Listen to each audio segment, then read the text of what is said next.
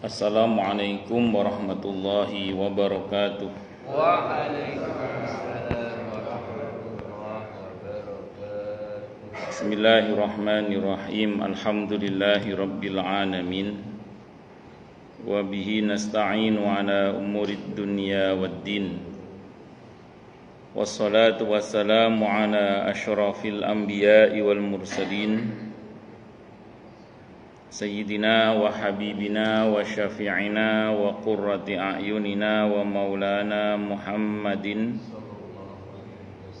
wa ala alihi wa ashabihi wa dzurriyyatihi ajma'in, amma ba'd. Ashhadu an la ilaha illallah wa ashhadu anna Muhammadar Rasulullah wa ufawwidu amri ilallah. Innallaha basirum bil ibad. Hasbiyallahu la ilaha illa huwa alaihi tawakkaltu wa huwa rabbul arsyil azim. Qala Allah ta'ala fi kitabihil karim hikayatan an nabiyillahi Musa alaihi salam. Rabbi shrah li sadri wa yassir li amri wahlul 'uqdatam min lisani yafqahu qawli. Para alim, para asatidah, para sepuh, para bini sepuh, para tokoh masyarakat, hadirin hadirat sekalian, hafizani wa hafizakumullah, bil khusus segenap pengurus Masjid Baitur Rahim Villa Taman Kartini yang semoga pengurusnya dan jamaahnya semoga semuanya saja selalu dalam naungan rahmat, barokah, perlindungan serta bimbingan Allah Subhanahu wa taala. Amin Allahumma amin insyaallah.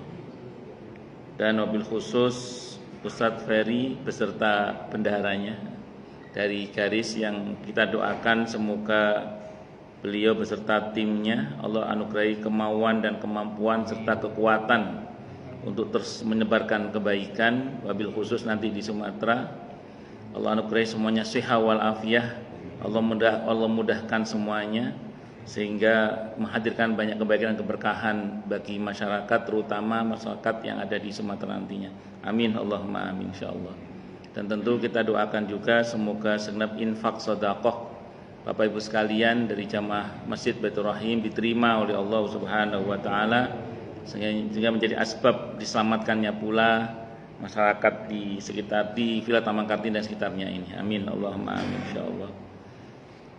Dan untuk saudara kita yang sedang mengalami bencana musibah di beberapa tempat, lebih khusus di Sumatera, ini kita doakan bagi yang masih hidup dianugerahi oleh Allah kekuatan kesabaran yang berlipat-lipat. Bagi yang wafat dari kalangan kaum muslimin semoga Allah anugerahi kedudukan syahid. Dan bagi yang kehilangan atau yang kerusakan semoga yang hilang dan yang rusak segera Allah ganti dengan yang lebih baik. Amin Allahumma amin insyaallah. Allahumma inna nas'aluka ilman nafi'ah wa rizqan thayyiba wa amalan mutaqabbala wa fatahallahu alaina futuhal arifin. Allahumma inna na'udzubika min ilmin la yanfa' wa amalin la yurfa' wa qalbin la yakhsha' wa du'a la yasma'. Allahumma ati anfusana taqwaha wa zakkiha anta khairu man zakkaha anta waliyuha wa maulaha. Amin Allahumma amin insyaallah. Yang utama tentu mari kita haturkan puja dan puji syukur kita ke hadirat Allah Subhanahu wa taala dengan berucap alhamdulillahi rabbil alamin. Mudah-mudahan dengan hamdalah ini nikmat dari Allah untuk kita ditambah. Karena Allah telah berjanji dalam Al-Qur'an di surah Ibrahim ayat 7, A'udzubillahi samii'il 'aliim minasyaitonir rajim. Wa idz adzana rabbukum la in syakartum la azidannakum wa la in kafartum inna 'adzabi lasyadid. Jadi kalau kita bersyukur, sungguh nikmat dari Allah untuk kita ditambah. Dan kalau kita kufur, kita diingatkan oleh Allah akan siksa yang sangat pedih. Ini janji Allah, dan janji Allah dalam Al-Qur'an itu la raiba fih, tidak ada keraguan di dalamnya. Di antara penjelasan la raiba fih adalah siapapun yang mengamalkan isi Al-Qur'an dengan keimanan dan keyakinan, maka Allah akan tunjukkan kebenaran Al-Qur'an itu kepadanya hingga tiada lagi keraguan dalam hatinya. Salawat dan salam semoga tercurah limpahkan untuk junjungan kita Nabi besar Muhammad sallallahu alaihi wasallam. Semoga kita semua diakui sebagai umat beliau. Amin Allahumma amin insyaallah. Saya wasiatkan terutama untuk diri saya sendiri dan panjenengan semua agar kita semua terus berusaha meningkatkan ketakwaan kita kepada Allah Subhanahu wa taala. Karena dengan takwa itulah kita bisa memperoleh derajat yang sangat tinggi dengan sesungguhnya di sisi Allah Subhanahu wa taala. Hal ini didasarkan kepada firman Allah Subhanahu wa taala dalam Al-Qur'an di surah Al-Hujurat ayat 13. A'udzubillahi samii'il 'aliim minasyaitonir rajim. Ya ayyuhan nasu inna khalaqnakum min dzakarin wa untha waj'alnakum syu'uban wa qabaila lita'arafu inna akramakum 'indallahi atqakum al-ayah. Wahai manusia, sesungguhnya kami telah menciptakan kalian dari seorang laki-laki dan seorang perempuan, berkembang menjadi bersuku-suku dan berbangsa-bangsa agar kalian saling mengenal. Sesungguhnya yang paling mulia di antara kalian di sisi Allah adalah yang paling bertakwa. Allah juga berjanji akan memberikan bonus bagi siapapun yang sungguh-sungguh bertakwa kepada Allah, berupa solusi atau jalan keluar dari setiap masalah yang dia hadapi. Allah juga berjanji akan memberinya rizki dari arah yang dia tidak duga sebelumnya. Hal ini didasarkan kepada firman Allah Subhanahu wa taala dalam Al-Qur'an di surah At-Talaq ayat 2 dan 3. A'udzubillahi samii'il 'aliim minasyaitonir rajim. Wa may yattaqillaha yaj'al lahu makhraja wa yarzuqhu min haitsu la yahtasib. Dan barang siapa orang yang bertakwa kepada Allah, maka Allah akan berikan dia jalan keluar dan rizki yang tak terduga. Di tempatnya Allah berfirman, "Wa may yattaqillaha yaj'al lahu min amrihi yusra." Siapa yang bertakwa kepada Allah, maka Allah akan jadikan urusannya mudah. Semoga kita semua minal muttaqin, bahkan lil muttaqina imama. Amin Allahumma amin insyaallah. Bapak Ibu sekalian, hafizani wa hafizakumullah.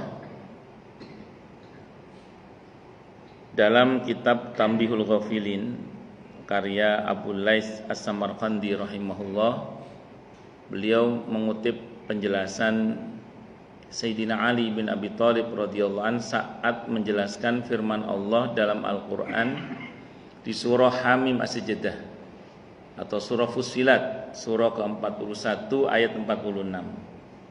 Kata beliau itu begini, "Ma ahsantu ila ahadin wa ma asa'tu ilaihi li'anna Allah yaqul man 'amila salihan falinafsi wa man asa'a fa'alaiha in ahsantu ila ahadin faqad ahsantu ila nafsi wa in asa'tu ila ahadin faqad asa'tu ila nafsi." Kata beliau, aku tidak pernah berbuat baik pada orang lain, aku juga tidak pernah berbuat jahat pada orang lain. Karena Allah telah berfirman yang artinya, semoga harapan baik jenengan segala Allah ijabah dengan mudah, dengan mulia, dengan bahagia, dengan tanpa susah payah. Amin Allahumma amin. Jadi kata beliau, aku tidak pernah berbuat baik pada orang lain, aku juga tidak pernah berbuat jahat pada orang lain. Karena Allah telah berfirman yang artinya siapa yang berbuat baik maka manfaatnya untuk dirinya sendiri, dan siapa yang berbuat jahat maka dosanya juga untuk dirinya sendiri. Jadi kata beliau, kalau aku berbuat baik pada orang lain, sejatinya aku berbuat baik pada diriku sendiri. Kalau aku berbuat jahat pada orang lain, sejatinya aku berbuat cukwahat pada diriku sendiri. Itu saya saking jahatnya itu cobaan. Jadi kita ini kalau merujuk pada rumus yang ada di surah Hamim As-Sajdah ayat 46 tadi itu, Kita ini kelihatannya saja berbuat baik pada orang lain, kelihatannya. Tapi sebenarnya kita sedang berbuat baik pada diri kita sendiri. Jadi kita ini kelihatannya saja menolong orang lain, tapi tanpa kita sadari kita sedang menolong diri kita sendiri. Karena ada hadis Nabi yang menyebutkan, hadisnya Sahih Muslim, wallahu fi aunil abdi ma kana al abdu fi auni akhi. Allah itu senantiasa membantu hambanya selagi hamba itu peduli membantu saudaranya.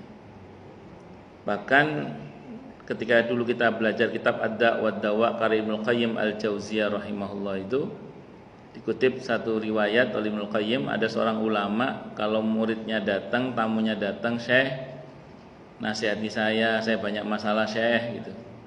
Masalah macam-macam, masalah keuangan, masalah rumah tangga, masalah dengan anak, macam-macam. Sang syekh ini selalu mengatakan, "Ya udah, bantu orang lain." Setiap kali ada masalah mesti ngomong bantu orang lain gitu. Lama-lama muridnya itu ya capek. Kata muridnya, "Syekh, saya ini banyak masalah, kok suruh bantu orang lain itu gimana toh?" Kata muridnya.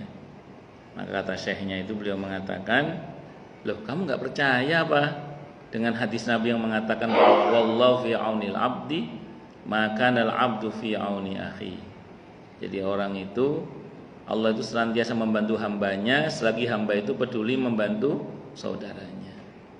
Jadi saya ulang, kelihatannya saja kita itu membantu orang lain, tapi tanpa kita sadari bantuan Allah untuk kita. Sehingga seringkali urusan kita itu dibantu beres oleh Allah, itu bersamaan dengan kita membantu membereskan urusan orang lain. Jadi saya ulang, seringkali, tentu semua dengan izin Allah ya, seringkali urusan kita itu dengan izin Allah itu dibantu beres bersamaan dengan kita membantu membereskan urusan orang lain. Nah, kita ini kelihatannya saja mendoakan baik orang lain, tapi tanpa kita sadari doa itu kembali pada diri kita sendiri. Jadi kita itu kelihatannya saja mendoakan baik orang lain, tapi tanpa kita sadari doa itu kembali pada diri kita sendiri. Karena ketika kita mendoakan baik orang lain, dalam satu riwayat di atas kepala kita ada malaikat yang berkata, walaka mislu dzalik, bagimu seperti itu juga. Walaka mislu dzalik, bagimu seperti itu juga. Maka bisa jadi hal-hal baik yang terjadi pada kita hari ini adalah karena kita pernah mengharapkannya terjadi pada orang lain. Saya ulang, tentu semua dengan izin Allah Subhanahu wa ta'ala. Jadi saya ulang, bisa jadi, tentu saya ulang, dengan izin Allah semuanya ya. Apa yang terjadi pada kita hari ini dalam bentuk kebaikan-kebaikan itu karena kita pernah mengharapkannya terjadi pada orang lain. Jadi sepertinya saja kita berharapan baik kepada Allah untuk orang lain, tapi tanpa kita sadari kebaikan yang kita harapkan untuk orang lain itu akan kembali pada diri kita sendiri. Karena di atas kepala kita ada malaikat yang mengatakan walaka mislu dzalik, bagimu seperti itu juga. Demikian juga ketika kita mencintai, menyayangi orang lain karena Allah. Seperti yang Anda lakukan hari ini kan Anda sayang sama saudara kita yang dari Sumatera sana. Sepertinya kita mencintai orang lain karena Allah, tapi tanpa kita sadari cinta Allah untuk kita. Sepertinya saja kita ini mencintai orang lain karena Allah, tapi tanpa kita sadari cinta Allah untuk kita. Dalam sebuah hadis riwayat Muslim diantaranya, suatu saat ada seseorang yang datang ke satu kampung untuk menemui saudaranya, mengunjungi saudaranya. Allah utus satu malaikat untuk menyamar dan menghadang orang itu di tengah perjalanan. Dalam hadis Sahih Muslim diceritakan si malaikat ini bertanya, ini mafhum riwayat, Anda mau kemana? Saya akan mengunjungi saudara saya di kampung ini, kata dia. Apakah ada kepentingan duniawi yang Anda harapkan? Tidak. Semata-mata karena saya mencintai saudara saya ini karena Allah, kata dia. Kata malaikat itu, saya utusan Allah. Saya diberitahu oleh Allah untuk memberitahu, saya diperintah oleh Allah untuk memberitahu Anda bahwa Allah mencintai Anda sebagaimana Anda mencintai saudara Anda karenanya, karena Allah. Jadi kita ini kelihatannya saja mencintai saudara kita karena Allah, tapi tanpa kita sadari cinta Allah untuk kita. Kalau bahasa yang lebih sederhana yang dipakai oleh Allah dalam Al-Quran itu di surah Az-Zalzalah itu, فَمَنْ يَعْمَلْ مِثْقَالَ ذَرَّةٍ خَيْرًا يَرَهُ وَمَنْ يَعْمَلْ مِثْقَالَ ذَرَّةٍ شَرًّا يَرَهُ. Jadi setiap kebaikan yang kita lakukan sekecil apapun itu akan kembali pada kita. Kita akan melihat akibat baiknya untuk kita. Dan sekecil apapun kejahatan yang kita lakukan, kalau tidak kita tobati, kita akan melihat akibatnya itu juga untuk kita sendiri. Makanya tadi kata Sayyidina Ali bin Abi Thalib radhiyallahu anhu, beliau mengatakan, saya tidak pernah berbuat baik pada orang lain. Saya juga tidak pernah berbuat jahat pada orang lain. Ya tadi karena Allah telah berfirman yang artinya siapa yang berbuat baik maka manfaatnya untuk dirinya sendiri. Dan siapa yang berbuat jahat maka dosanya juga untuk dirinya sendiri. Jadi kata beliau tadi, kalau aku berbuat baik pada orang lain, sejatinya aku berbuat baik pada diriku sendiri. Kalau aku berbuat jahat pada orang lain, sejatinya aku berbuat jahat pada diriku sendiri. Allahu Akbar. Nah, ini ya diantaranya ya, diantaranya itu seperti itu. Nah, mengenai apa yang diminta oleh Pak Alfian untuk bicara as-shadaqah tadfa'ul bala, sering kita dengar istilah itu istilah yang dipakai oleh para ulama, namun dia bukan hadis ya, dia bukan hadis tentang as-shadaqatu tadfa'ul bala. As-shadaqatu tadfa'ul bala. Jadi sedekah itu bisa menolak bala. Namun mahfuzat itu atau nasihat itu selaras dengan beberapa dalil sehingga kemudian itu bisa dibenarkan isi kandungannya itu. Karena nasihat itu bisa dipakai kalau sesuai dengan tuntunan syariat. Statement bahwa as-shadaqatu tadfa'ul bala itu berdasarkan pada beberapa riwayat, antara lain yang sangat populer riwayatnya itu ada di dalam Riyadhus Shalihin tentang 3 orang yang tertawan di dalam gua itu. Itu mereka selamat dengan izin Allah. Itu kalau dalam hadis itu diceritakan selamat dengan izin Allah itu dengan berkat ketiganya punya amalan yang namanya sedekah itu. Tiga-tiganya sedekah itu amalannya itu. Ada yang mengatakan, ya Allah, hamba ini punya orang tua yang kami ini tidak akan makan makanan kami sebelum orang tua kami makan, tidak akan minum susu kami sebelum orang tua kami minum gitu. Rupanya malam itu orang tua kami tidur dan akhirnya kami malam itu tidur dalam keadaan kelaparan. Kalau sekiranya apa yang hamba lakukan untuk orang tua kami itu adalah ikhlas karena Engkau ya Allah, tolong geser batu ini. Kan balaknya berupa batu itu yang menutup pintu gua itu. Maka bergeser sedikit. Yang satu berdoa lagi, ya Allah, hamba adalah orang yang pernah punya karyawan yang sebelum gaji dia pergi. Akhirnya gajinya itu saya kelola dengan sangat baik sehingga menghasilkan ternak dan ladang yang luar biasa. Satu saat setelah beberapa tahun berlalu dia datang meminta gajinya, saya berikan gaji yang sekian banyak itu dan dia pergi tanpa mengucap terima kasih. Ya Allah, sekiranya apa yang hamba lakukan adalah sebuah kebaikan, maka tolong geser batu ini, geser. Sampai yang terakhir berkaitan dengan saudari yang minta tolong itu, yang dia akan bantu dengan catatan asal mau dizinai. Tapi begitu mau dizinai, si perempuan mengatakan ittaqillah, bertakwalah kepada Allah. Akhirnya gak jadi zinanya, kemudian tetap dibantu saudaranya tanpa harus berhutang. Dan ya Allah, kalau sekiranya semua itu hamba lakukan dengan ikhlas, tolong geser batu ini. Itu semua perbuatan sedekah. Ya, perbuatan berbagi lah. Nah, itu dan izin Allah selamat ketiganya dari bala itu. Sehingga ada ulama yang mengatakan bala itu tidak berani melangkahi sedekah. Nah, itulah kenapa kemudian ketika kita berbagi pada orang lain itu, yang secara pokok tadi dalam hadis Sahih Muslim akan mendatangkan pertolongan Allah, maka walaupun kelihatannya kita berbagi pada orang lain, itu tanpa kita sadari kita mengundang pertolongan Allah untuk siapa? Kita sendiri sebenarnya. Nah, makanya saya ulang sekali lagi, mudah-mudahan apa yang kita lakukan hari ini itu mendatangkan pertolongan Allah Subhanahu wa taala untuk kita dan untuk bangsa dan negara kita. Amin Allahumma amin insyaallah. Ada beberapa ayat dalam Al-Qur'an berkaitan dengan sedekah itu. Di antaranya ada di surah Al-Baqarah ayat 195 itu. Allah berfirman, a'udzubillahi samii'il 'aliim minasyaitonir rajim. Wa anfiqu fi sabilillahi wa la tulqu bi aydikum ila tahlukah. Dan infakkanlah hartamu di jalan Allah dan janganlah kamu menjatuhkan dirimu sendiri ke dalam kebinasaan. Nah, kata para ulama, ayat ini dijadikan dalil bahwa meninggalkan infak atau sedekah itu termasuk sebab datangnya kebinasaan. Nah, sedangkan sedekah adalah sebab keselamatan dan penolakan keburukan, itu diantaranya. Walaupun sababun nuzul ayat ini ketika itu beberapa para sahabat mulai lesu untuk berjihad, berjuang di jalan Allah. Termasuk jihad itu kan melibatkan harta dan diri ya. Nah, tiba-tiba turun ayat ini yang menegaskan bahwa jangan begitu.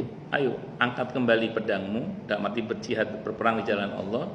Keluarkan kembali hartamu, karena kalau itu tidak kamu lakukan, kamu akan menuju kepada kehancuran.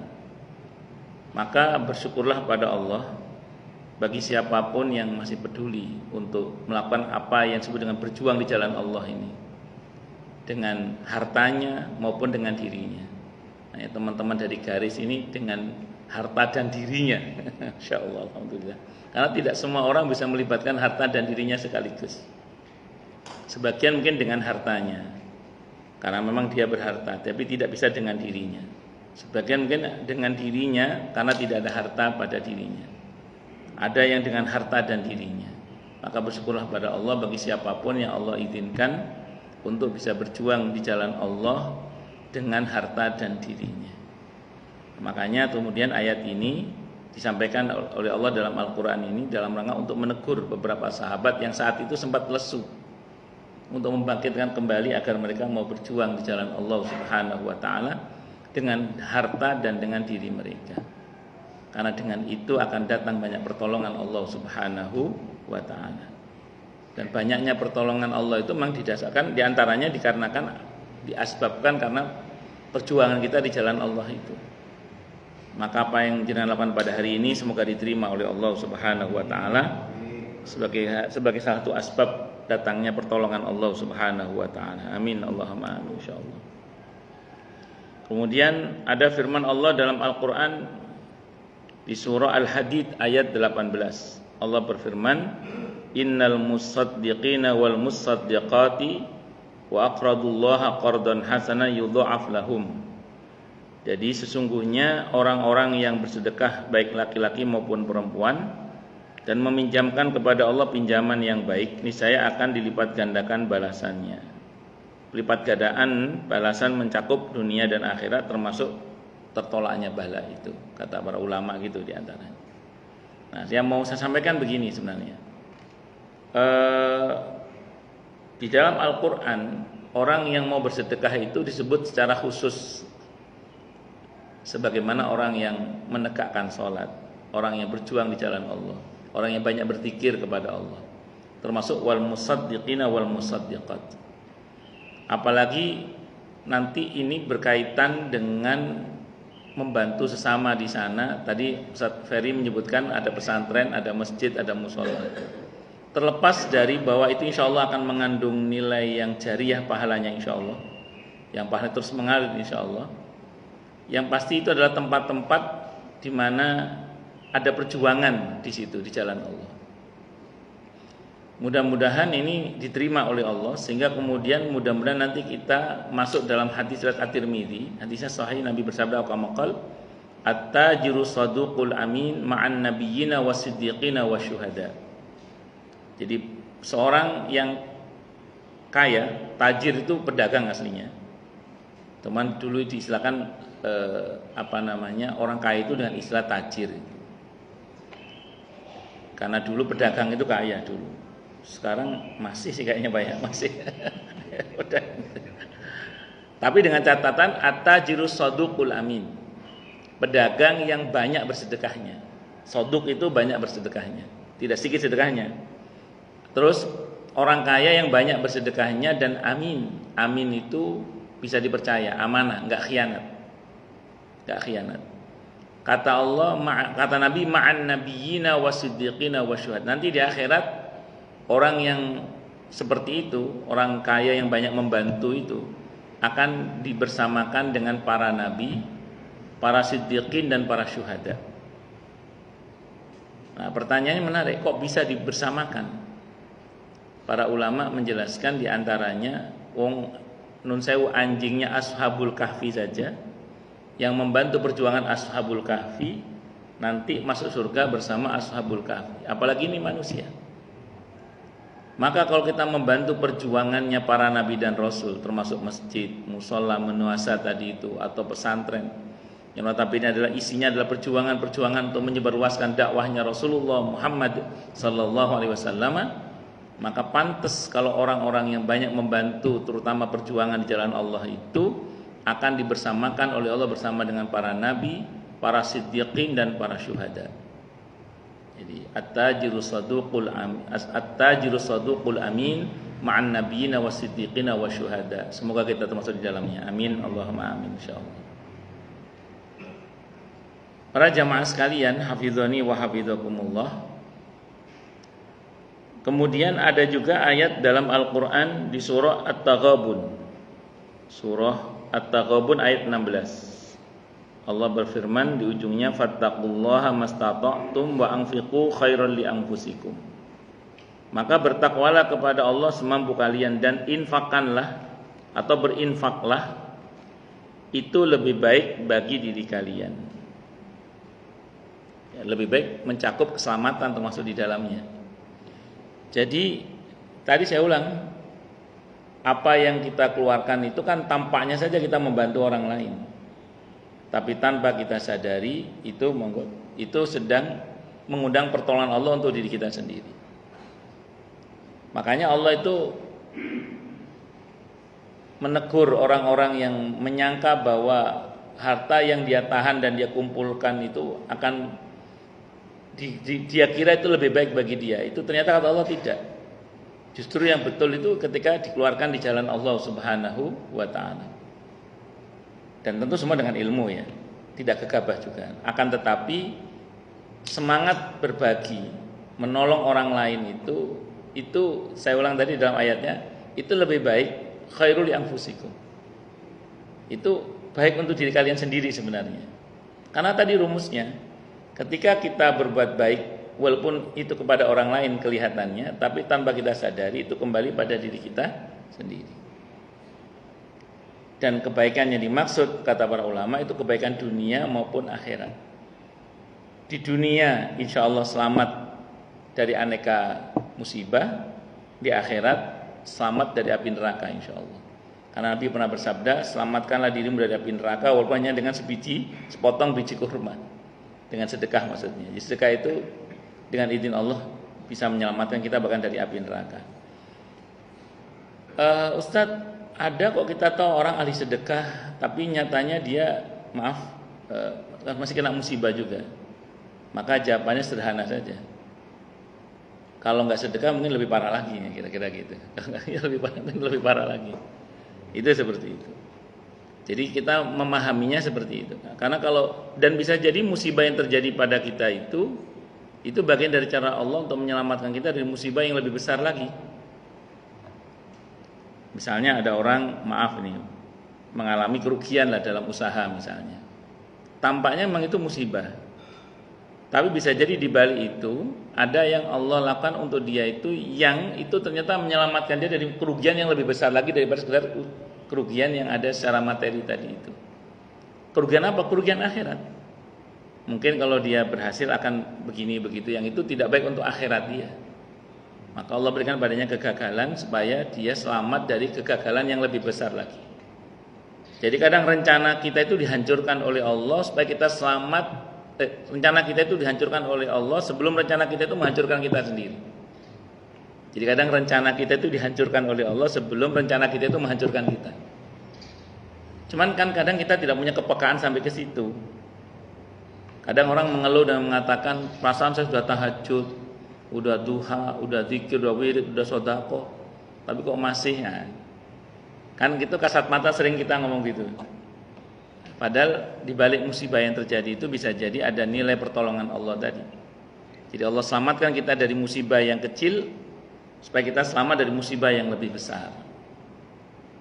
Musibah apa itu? Musibah akhirat terutama di antaranya. Itu seperti itu. Makanya kalau ada orang nanya, perasaan udah sedekah tapi kok masih ya? Bersyukurlah pada Allah. Kalau nggak sedekah bisa lebih parah lagi.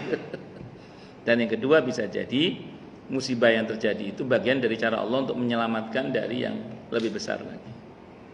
Itu seperti itu. Kalau dari hadis-hadis Nabi kita Muhammad SAW, ada beberapa riwayat, di antaranya ada hadis At-Tirmidzi. Hadisnya hasan kata para ulama. Nabi bersabda, kama qala as-sadaqatu tudfi'u ghadabar rabbi wa tadfa'u mitatassu. Sedekah itu bisa memadamkan murka Allah dan menolak kematian yang buruk. Menolak kematian yang buruk. Memadamkan murka Allah dengan sedekah. Hadisnya hasan. Hadis hasan itu bisa diamalkan sebagaimana hadis sahih. Di antara kiat untuk memadamkan murka Allah itu adalah dengan sedekah, terutama sedekah yang dikerjakan secara sembunyi-sembunyi di samping yang terang-terangannya. Karena para sahabat Nabi itu bersedekah dengan 4 cara. Terang-terangan, sembunyi-sembunyi, terus siang dan malam. Itu di Al-Qur'an ada istilah sedekah secara terang-terangan, sembunyi-sembunyi, siang dan malam. Para sahabat Nabi kata para ulama itu bersedekah dengan 4 cara itu. Maka yang hari ini mungkin sebagian kita terang-terangan sedekahnya, maka harus ada agenda pula, tiba-tiba diam-diam nanti ngirim ke rekeningnya garis gitu. Sedekah sembunyi-sembunyi. Itu semua meredam murka Allah. Kalau murka Allah bisa diredam, apalagi murkanya istri. Apalagi murkanya mertua. Tapi saya ngomong gini ini karena ada cerita. Ini kisah nyata. Ada seseorang itu sowan ke seorang kiai. Kiai, masyarakat saya ngamuk sama saya Pak Kiai. Tolong nasihati saya Pak Kiai. Ada masalah lah Pak. Ngamuk, masyarakat itu ngamuk sama dia. Kata Kiai itu, coba sampean sedekah selama 3 hari. Usahakan sedekahnya sembunyi-sembunyi. Nggih Pak Kiai. Akhirnya dia sedekah itu. Ini insya Allah kisah nyata ini. Nah akhirnya begitu sedekah, setelah 3 hari itu dia datang ke Pak Kiai. Alhamdulillah Pak Kiai, sekarang masyarakat saya udah gak marah lagi sama saya. Apa rahasianya Pak Kiai? Kata beliau, wong murka Allah aja bisa diredam, apalagi murkanya masyarakat.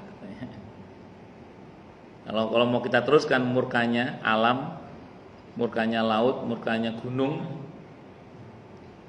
ya kan kita agak deg-degan juga Pak. Kita dekat dengan, kalau gunung kita dekat dengan beberapa gunung kan, termasuk anak Krakatau ya. Ini entar ngerinya nama juga anak-anak Pak, takutnya main-main kembang api gitu. Kan kita dekat dengan anak Krakatau, nama juga anak-anak, ngerinya main kembang api atau apa kan enggak enak. Semoga Allah selamatkan kita semua, amin insyaallah. Di antara dengan sedekah itu. Kalau kita merasa khawatir Allah murka sama kita karena perbuatan dosa kita, di samping kita bertobat ya, itu yang utama. Sedekah itu diantaranya, itu meredam murka Allah. Allahu Akbar.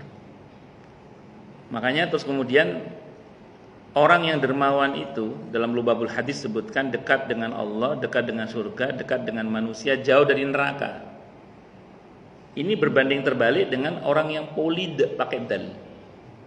Orang yang bakhil itu jauh dari Allah, jauh dari surga, jauh dari manusia, dekat dengan neraka. Maka di antara hal yang bisa kita lakukan untuk meredam murka Allah, supaya Allah cinta kepada kita, sayang kepada kita, adalah dengan bersedekah tadi. Bahkan berobat dengan sedekah. Itu dalam sebuah hadis riwayat Al-Baihaqi. Hadisnya lemah, tapi kalau jumhur itu tetap mengamalkan hadis yang lemah selama tidak masalah halal haram dan tidak bertentangan hadis yang sahih. Kalau dalam mazhab Syafi'i bahkan dalam masalah fadilah amal dipakai banget ini. Redaksinya berbunyi, dawu mardakum bisadaqah. Berobatlah kalian, obatilah penyakit kalian dengan sedekah. Ke dokter tetap silahkan, ke tabib tetap silahkan, ke rumah sakit silahkan, ke rumah sehat silahkan. Itu bagian dari upaya namanya. Tapi sedekah jangan lupa. Bahkan dulu itu guru saya itu ngomong gini, kalau ada orang punya masalah, karena kalau kata Ibnu Qayyim al-Jauziyah rahimahullah, penyakit kan enggak cuma penyakit fisik. Termasuk penyakit masalah dalam kehidupan sehari-hari itu penyakit juga kata beliau gitu.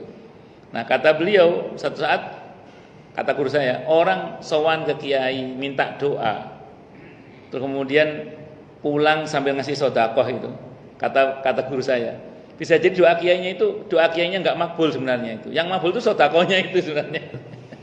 Sehingga dengan izin Allah masalahnya selesai. Itu kadang yang makbul bukan doa kiainya kata guru saya. Bisa jadi yang makbul itu sedekahnya itu. Itu dengan izin Allah Subhanahu wa taala.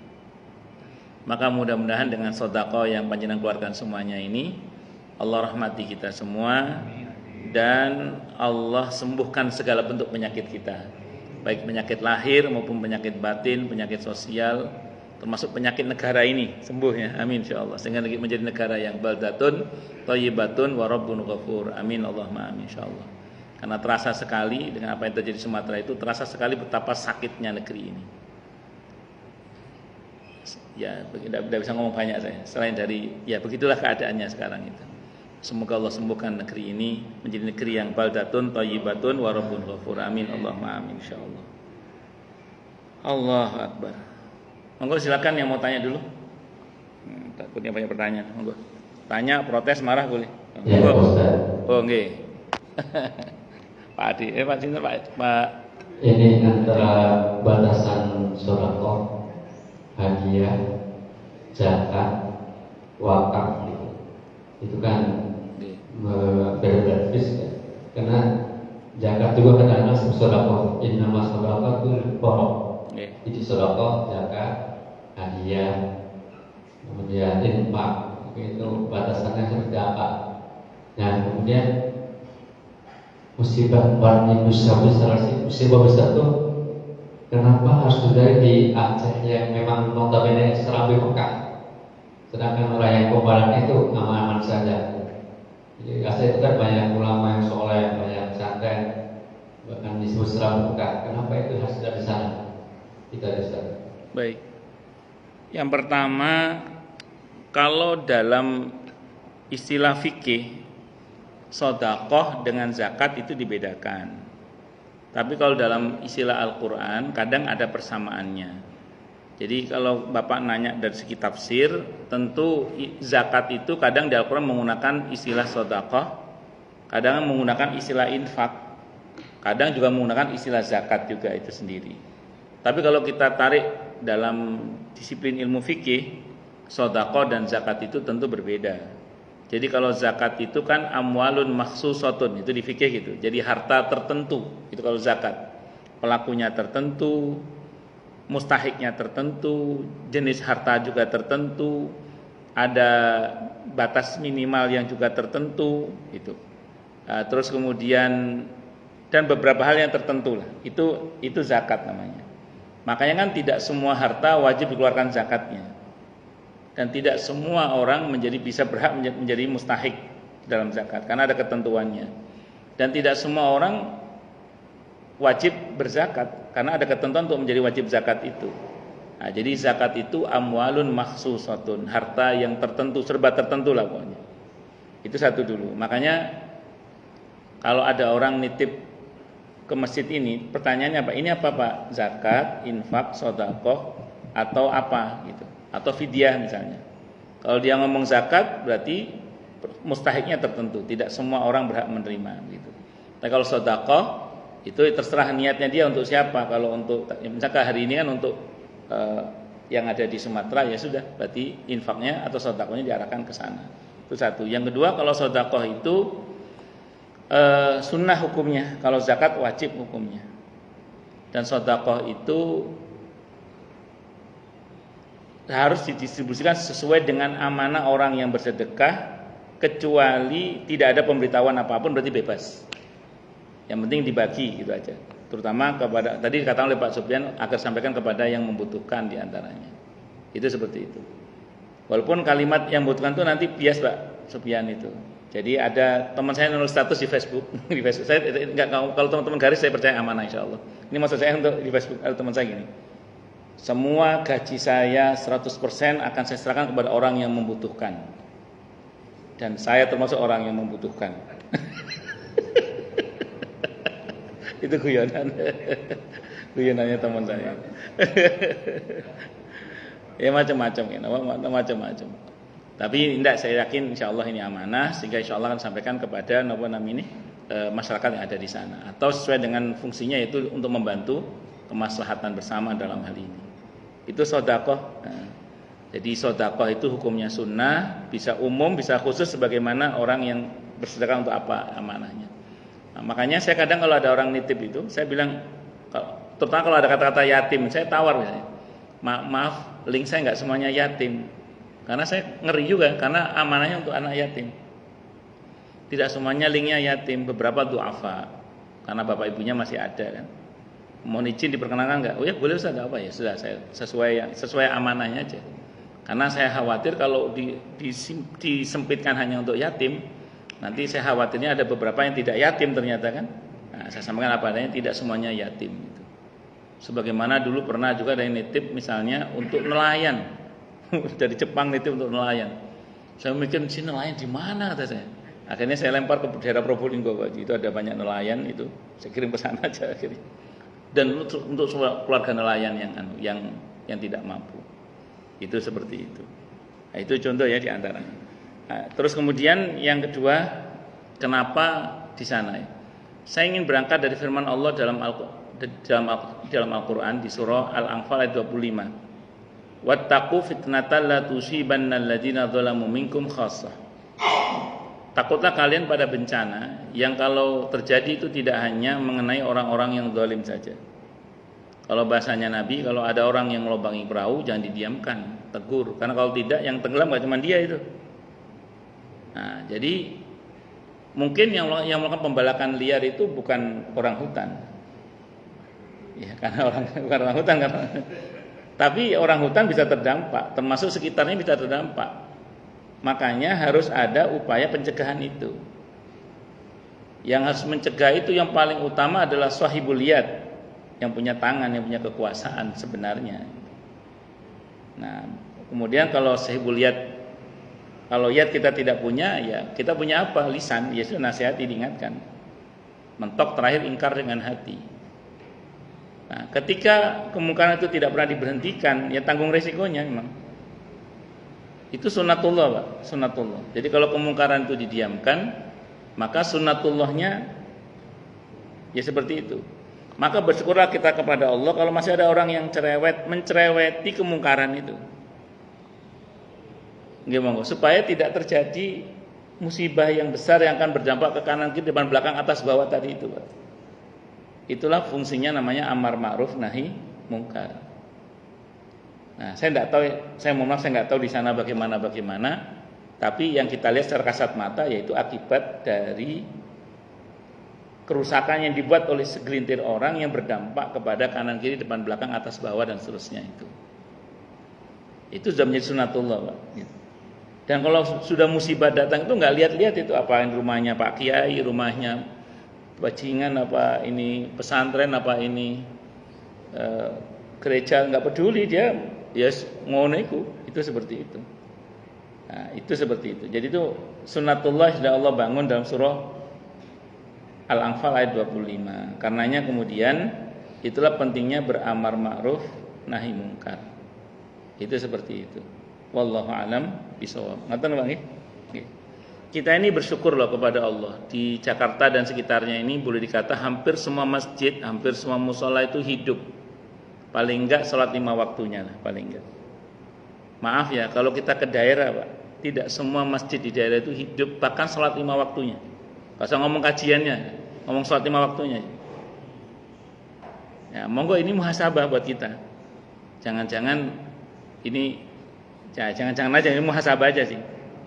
Makanya saya ulang, Jakarta ini dan sekitarnya maksiatnya luar biasa. Ngeri-ngeri juga itu tinggal di Jakarta sebenarnya itu. Karena masalah, tapi kita agak terhibur itu karena di Jakarta dan sekitar itu masjid dan musola itu hidup banget. Saya itu dengan izin Allah pengalaman berdakwah itu dari kampung saya sendiri di Lumajang itu, di Surabaya terus di Jakarta kan. Saya ketika pindah ke Surabaya, saya kaget. Surabaya itu padat jadwal kajian itu. Jadi di Surabaya itu jadwal kajian itu padat. Ketika saya di Surabaya, ada teman di Jakarta, sudah ke Jakarta terlebih dahulu, itu cerita ke saya itu, aku kata kuliah duha, 2 tempat, zuhur, batinku mosono pengajian segitu-gitunya itu. Begitu saya masuk Jakarta, bener, Jakarta itu lebih padat lagi pengajiannya ternyata. Lebih padat lagi daripada Surabaya itu. Maka makmurnya masjid-masjid, musala-musala, kebaikan-kebaikan kantor-kantor, majelis-majelis taklim di Jakarta ini yang insya Allah meredam murka Allah itu di situ. Insya Allah ya, insya Allah. Makanya kalau sudah itu semua nggak ada di sini, Pak, wallahu a'lam bishawab. Saya tidak mengatakan di sana tidak ada, cuman monggo lah yang punya pengalaman ke sana, monggo nanti dicek aja. Itu seperti itu. Ini muhasabah aja, karena Bapak nanya kan. Tapi kita tidak menyalah-nyalakan siapa-siapa selain ya yang buat kebijakan-kebijakan itulah gitu. Nah, kalau selebihnya tetap kita doakan gitu. Tapi ini saya ulang, ini bagian dari muhasabah kita aja. Makanya Jakarta dan sekitarnya mesti kita jaga Pak dengan menghidupkan masjid-masjid, musola. Saya ulang, saya bersyukur pada Allah. Di Jakarta dan sekitarnya ini masjid dan musola itu relatif aktif. Itu seperti itu. Kita mau cari kajian di Jakarta setiap hari ada Pak. Setiap hari, setiap waktu itu ada itu. Insya Allah di Jakarta dan sekitarnya. Kalau di kampung saya sepekan belum tentu ada kajian. Kalaupun ada sekali 2 kali. Bukan tidak ada ya. Enggak setiap hari ada gitu maksudnya. Itu seperti itu. Wallahu a'lam bishawab. Monggo yang lain silakan. Assalamualaikum Pak Joni, monggo. Ini Pak Ustaz. Nggih. Pak Joni nggih, Pak Joni. Kalau Pak Doni sana itu. Boleh bertanya ya Pak Ustaz? Nggih, monggo. Ini Pak Ustaz, kalau kita mendoakan baik terhadap orang lain, itu akan kembali kepada kita. Betul. Tapi kalau kita mendoakan jelek kepada orang lain, apa juga kembali Pak? Nggih. Sampun. Nggih, jawabannya iya. Ketika kita mendoakan jelek orang lain, di atas kita ada malaikat yang mengatakan wala kamitslu dzalik. Bagimu seperti itu juga. Makanya ada sebuah hadis riwayat At-Tirmidzi. Hadisnya gharib tapi maknanya sahih kata Imam Ahmad. Man ayyaru akhahu musliman bidzambin taba anhu lam yamut hatta yaf'alahu. Barang siapa yang menghina saudaranya sesama muslim dengan satu perbuatan dosa yang dia telah bertobat darinya, maka yang menghina itu tidak akan mati-mati sebelum melakukan hal yang sama. Kenapa hadis ini maknanya sahih? Karena bersesuaian dengan hadis sahih riwayat Abi Dawud. Ada dalam kitab Riyadhus Shalihin dikatakan ketika seseorang itu melaknat saudaranya, laknatnya terbang ke langit, sampai ke langit ditolak, dibanting ke bumi, sampai di bumi dia ditolak, dia berputar-putar. Kata Allah, serahkan laknat itu kepada yang dilaknat. Ternyata enggak pantas. Kata Allah, kembalikan laknat itu kepada yang melaknat itu sendiri. Makanya hati-hati kalau kita melaknati orang, mendoakan jelek orang itu. Kecuali kalau kita terzalimi. Kalau kita terzalimi, kita punya 2 hak. Membalas atau memaafkan. Termasuk dalam pengertian membalas adalah mendoakan jelek gitu. Kalau kita terzalimi boleh. Kalau Bapak mau mengambil hak membalasnya. Di mana hal itu dibenarkan? Di dalam Al-Qur'an di awal juz 6 itu, Pak. Kalau saya enggak salah, surah An-Nisa itu ayat 148 ya kalau saya enggak salah. Bunyinya la yuhibbullahu al-jahra bis-su'i minal qawli illa man zulim. Jadi Allah tidak menyukai perkataan kasar yang ucapkan secara terang-terangan kecuali dari orang yang terzalimi.